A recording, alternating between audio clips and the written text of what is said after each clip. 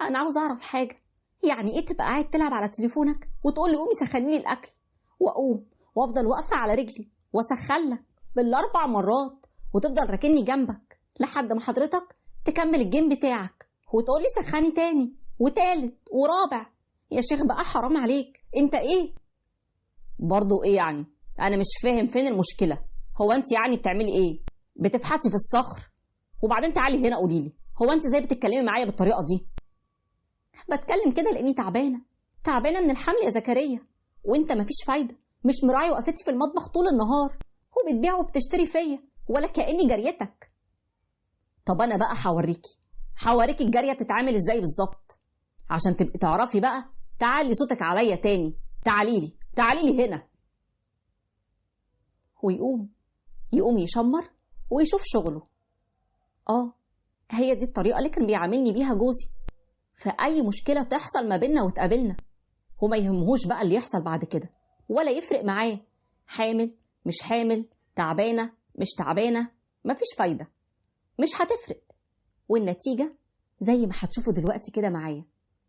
ما انا هاخدكم معايا لاول واصل الحكايه، بس الاول بدعوكم تعملوا لايك للفيديو وتشتركوا في قنواتنا حكاوي الدنيا وحكاوي الدنيا 2، وتفعلوا زر الجرس على الكل عشان يوصلكوا دايما كل جديد من فيديوهاتنا.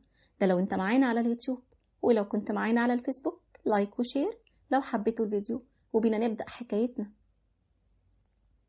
أنا آية، عندي 22 سنة، اتجوزت زكريا من حوالي سنة كده، للأسف من أول شهر جواز، واكتشفت إن اختياري كان غلط تماما بعد ما شفت معاه الإهانة وطولة اللسان. مش كده وبس، وكمان مد الإيد. أيوة زي ما بقول لكم بالظبط كده، من أول شهر كان زكريا بيمد إيديه عليا. وقبل ما تقولوا لي بقى وليه كملت معاه وفين كرامتك وما مشيتيش ليه، كنت كل ما اروح اشتكي لامي زي اي ام: يا خبر ابيض، بنتي مطلقه، اوعي يا بنتي تتطلقي، كملي مهما كانت النتيجه. بصوا بقى معايا هوريكم. هو في ايه يا بنتي؟ ايه النكد اللي انت فيه ده كل يوم والتاني؟ ده انت لسه عروسه، من اولها كده مشاكل، ولو يفبوزك يا بنت هتطفشي جوزك منك. هو بعد كل اللي حكيتهولك ده يا ماما خايفه احسن هو اللي يطفش مني؟ ده بدل ما تاخديني في حضنك، بدل ما تهوني عليا وتقولي لي انت لازم تتطلقي، ده مش امين عليكي. طلاق ايه يا بنت اللي بتتكلمي عنه؟ هو انت اتجننتي ولا ايه؟ ده انت لسه عروسه، قال تتطلقي قال؟ ولا انت عاوزه تضحكي علينا الناس؟ يا بنت ده انت لسه صغيره، لو اتطلقتي هتوقفي حالك، وانت يا دوبك عيله بنت 21. مين بس هيروح يتجوز واحده اتطلقت بعد جوازها بشهر؟ هيقولوا عليكي معيوبه. ارتاحي يا ماما، ارتاحي وريحي نفسك، انا مش عاوزه اتجوز خالص. يا ماما ده انا عمر بابا ما مد ايده عليا، ولا عمره حتى قبل باهانتي. انا لازم اقول له بابا عمره ما هيقبل كده عليا. لا، عاوزاكي شاطره كده، ما تفتحيش بقك خالص باي كلمه لابوكي. يا بت انا عاوزاكي تعقلي، مش من اولها كده هنقول يا مشاكل ويا طلاق، ما تشمتيش فينا القريب قبل الغريب. وطبعا كنت اسمع الكلام واسكت، وعشان كده زكريا زاد قوي فيها. خلاص بقى ما بقاش لاقي له اي حد يرده، وده بقى الطبيعي عنده.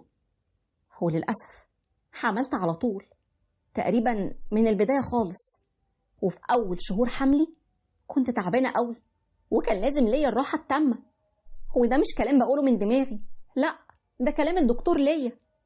لكن الواقع بقى كان حاجه تانية خالص، ولا كأن الدكتور قال لي ارتاحي. بصوا بقى يا زكريا، يلا قوم بقى وسيب التليفون من ايدك شويه، انا سخنت لك الاكل كذا مره، دي رابع مره، حرام عليك. وفيها ايه يعني لما تسخنيه 10 مرات؟ هو انت ايه بتفحتي في الصخر؟ ده انت غريبه جدا. انا غريبه؟ يعني انت تبقى قاعد تلعب على تليفونك وتقول لي قومي سخني الاكل، واقوم وافضل واقفه على رجلي اسخن لك 4 مرات، وتفضل راكني جنبك لحد ما تكمل انت لعب وتخلص الجيم كله وتقولي سخني تاني؟ ايه في ايه يا زكريا؟ حرام عليك بجد. ولو يعني برضو فيها ايه؟ هو انت بتفحتي في صخر؟ ما تتكلمي معايا عدل، انت ازاي بتكلميني كده اصلا؟ بتكلم كده لاني تعبانه من الحمل، وانت مش مراعي خالص وقفتي في المطبخ طول النهار وعمال بتبيع وتشتري فيا وكأني جارية اشتريتها. طب أنا هوريكي بقى الجواري بتتعامل إزاي عشان تعرفي تعلي صوتك عليا. تعالي لي بقى يا هانم. وطبعا انتوا فاهمين الباقي، بس المرة دي كانت غير كل مرة. فقت ولقيت نفسي في المستشفى وماما وبابا واقفين جنبي، والبيق أول ما شافني بفوق بصوا قال لي إيه؟ كده برضو كده يا آية، أديك أهو خرجتيني عن شعوري لحد ما خسرنا ابننا. يلا حبيبتي، الحمد لله على سلامتك، ربنا يعوض عليا وعليكي.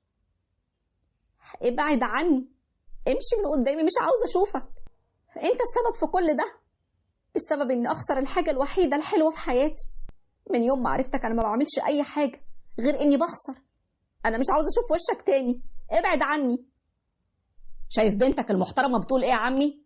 بس أنا مش هحاسبها دلوقتي ولا هتحاسبها بعدين يا حبيب عمك. أنا اللي هحاسبك على بجاحتك، على رجولتك الناقصة اللي تخليك ترفع إيدك على بنتي. لا وكمان إيه وهي حامل؟ أنت خسرت ابنك، لكن أنا ما عنديش أي استعداد أخسر بنتي. أنت هتطلقها ودلوقتي حالا. يوه استهدوا بالله يا جماعة، طلاق إيه بس اللي بتتكلموا عنه؟ دول ما كملوش 3 شهور، عاوز الناس تقول عليها إيه؟ هيقولوا إن بنتك عندها كرامة، ما قبلتش بالإهانة، ولا إنها تعيش مع واحد زي ده مش عارف يفرق ما بين كلمة راجل وكلمة ذكر. ولو الناس ما قدرتش ده وما فهمتهوش يبقى عنهم ما فهموا. أنا المهم عندي بنتي، وده اللي كان لازم يحصل من أول لحظة ما عرفش يحترم فيها بنتك. هو أخيرا أخدت نفسي واتطلقت من الإنسان الهمجي اللي كنت متجوزاه ده. وقتها بقى حسيت إني بجد غالية قوي قوي، من حقي أبدأ حياتي من جديد. لكن فضلت ماما زي ما هي، نفس الدماغ ونفس التفكير. كانت شايفة إن خلاص حياتي وقفت على كده، هو إن أي حد هيتقدم لي يبقى كتر خيره قوي، ده عمل الواجب معايا إنه رضى بيا ورضى يتجوزني. هو أنا مش واحدة مطلقة وكمان قبل ما تكمل 1 سنة من جوازها؟ يبقى أكيد فيا حاجة غلط. لحد بقى ما تقدم لي ياسر. وياسر ده إيه؟ حكايته حكاية هتعرفوها دلوقتي معايا. المهم ماما عملت المستحيل عشان بس أقعد معاه ووافق نقعد قعدة تعارف. وقلت وقتها لماما بصراحة يا ماما أنا لسه مش مستعدة نفسيا خالص إني أقابل حد وأتعرف عليه وأبدأ تاني من جديد. أنا مش عاوزة أكرر التجربة دي تاني أبدا يا ماما. يا بت بلاش كلام فاضي، أنت واحدة مطلقة مش لسه بنت بنوت هتقعدي كده وتتشرطي وتتبغددي براحتك. لأ، اللي هيطلبك النهاردة يا حبيبة أمك مش هيبص في وشك بكرة. هو أنت إيه الكلام اللي بتقوليه للبنت ده؟ لا يا آية، أنت لسه صغيرة يا حبيبتي وبنت محترمة وألف حد يتمناكي، واللي ما يشوفش كده يبقى قلته أحسن. طب وفيها إيه لما تشوف الراجل اللي متقدم لها ده وتسمعه كده؟ مش يمكن تغير رأيها لما تتعرف عليه، يمكن ترتاح له. بصي بقى يا أيوش، أنت عارفة إنك حبيبة بابا، بس ماما عندها حق في النقطة دي بالذات. هي ما غلطتش، ما فيهاش أي حاجة لما تقابلي الراجل وتقعدي معاه تديله فرصة وتدي لنفسك فرصة، وما تحكميش إلا لما تعرفيه وتعرفي ظروفه كلها. حاضر يا بابا حاضر اللي تشوفه، بس من فضلك أنا مش عاوزة أي ضغط على قراري. القرار اللي هقوله لك يا بابا يا ريت تحترموه. بابا وقتها بص لي بصة بابتسامة هادية وكأنه بيطمني وبيقول لي اللي انت عاوزاه هعملهولك. وفعلا قابلت ياسر اللي كان عنده 35 سنة ومخلف ولدين. ومقابلتي مع ياسر دي بقى حكاية تانية خالص. عاوزاكوا كده تقعدوا معايا ومش عاوزة حاجة تفوتكوا منها. بصوا بقى اللي حصل. بص يا آية، أنا بعد لما شفتك عجبتيني قوي بصراحة، وسألت عليكي كويس قوي وعرفت إنك إنسانة محترمة وبنت ناس، وعرفت كمان كل ظروفك وموافق كمان يا ستي عليها. معلش لو سمحت، هو أنت تقصد إيه بظروفي دي بالظبط؟ عشان أنا مش فاهمة الكلمة. انك اتجوزتي واتطلقتي يا دوبك بعد كام شهر جواز. انا كمان مطلق وعندي ولدين وعايشين معايا في شقتي في بيت عيلة. وما تقلقيش، انا مش عاوز منك اي حاجة خالص، انا عاوزك بشنطة هدومك وبس، اصل انا شقتي جاهزة من كله. طيب انا ممكن اعرف ايه سبب الانفصال؟ اتطلقتوا ليه يعني؟ دي هي كانت اختيار غلط من الاول خالص. طلعت ست مش كويسة، مش محترمة، وكمان مهملة في بيتها ومش نظيفة في نفسها ولا في العيال، وكان عليها لسان اطول منها. بس على مين؟ انا راجل وما عنديش الكلام ده نهائي. خلاص خلاص يا ياسر، كفاية كلام عنها بالشكل ده، ربنا يسهل لها حالها، برضه دي ام اولادك وكان بينكم عشرة وعيش وملح. ليه يعني؟ هو انا بكذب ولا بفتري عليها؟ اللي بقولهولك ده هي الحقيقة. طيب هي الشقة مفروشة فرش جديد يعني يا ياسر ولا ايه؟ لا لا لا، ده فرش طليقتي بس زي ما هو يعني، سليم وزي الفل، موجود في شقتي. نعم؟ وهي طليقتك ما خدتش ليه حاجاتها؟ ليه سابتهولك؟ كده هي اتنازلت عنهم وعن كل حقوقها وعن العيال كمان، وعطت لها قرشين كده سكتها بيهم. قولي لي بقى، انت اتطلقتي ليه؟ ربنا يوفقه في حياته ويهديه، بس يعني كان السبب الرئيسي انه بيمد ايده عليا، وبسبب مد الايد ده انا خسرت حملي. يا ساتر يا رب، ده مش بني ادم. ايه ده؟ في حد يعمل كده؟ ده ما ترباش ده. و وصلت شتيمة على طليقي وكمان طليقته، ولقيته في الاخر قال لي بس انا ارتحت لك قوي وهعوضك عن كل اللي شفتيه قبل كده مع الراجل ده. راجل؟ ده ما يتقالش عليه راجل. انا بس محتاجة وقت افكر شوية، هستأذنك هفكر وارد عليك. تفكري في ايه؟ ملوش لزوم، انا متأكد انك هتوافقي عليا. هو انا اصلا اترفض؟ هو انت هتلاقي واحد زي فين؟ شقة كاملة من كله ومش هيدفعك قرش واحد، وحالتي المادية حلوة جدا.